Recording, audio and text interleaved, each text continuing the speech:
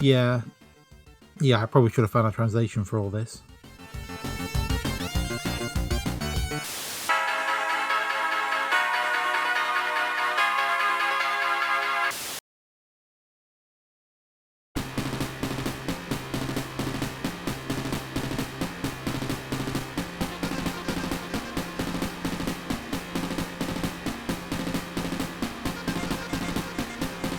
So just to be clear, I refer to this one as Gley Lancer, as that's what the box art says and that's what it's called in its recent re-releases. Whereas the review has it as Grey Lancer. I mean, I guess they decided to correct the original misromanization this game's title has. Which is a long way of saying that, as you can probably tell by what's playing behind me right now. This was a Japanese import. It wasn't until 2006 that there was a fan translation, before an official version came to the Switch and all that in like 2021. And after all this story and build up that we can see but not fully understand, we end up with a side-scrolling shmup. Now, I'm not exactly Mr. Schmup, I mean, as you can tell by how I'm playing. But doing this review is Jazz, who is exactly Mr. Schmup and isn't at all impressed by what he sees. Now, he says the game treads the well-worn scroll blast and power-ups boards with few ideas to show off, and that it desperately needs more action.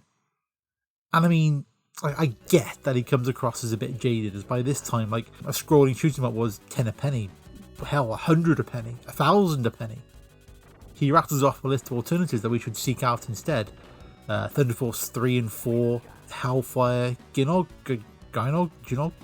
anyway, which we'll get to in due course. So this is a bit hard for me to judge, if we're being honest. I had fun with this one, it's zippy, the power-ups are fun. Being able to choose a different type of honester on it, it's not the Force R type, it's a totally different helpful pal that shoots stuff, adds a nice little layer of strategy to the proceedings. I mean, was this the first game to do so? I mean, I doubt it, but I don't have the energy or the inclination to go and find out, but it is nice. The music gets 40%, but I don't think they're that bad at all.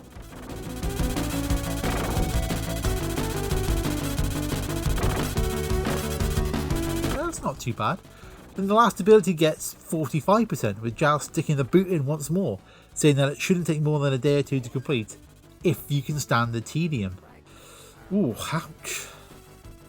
I feel like for this one it's a maybe. If you're playing shmups day in and day out, then I guess it's probably right, like it's not a great game. But for someone dipping their toe into the genre, then it feels a bit harsh. I mean, I flew around in space and I shot stuff. That's all you really need out of life, right?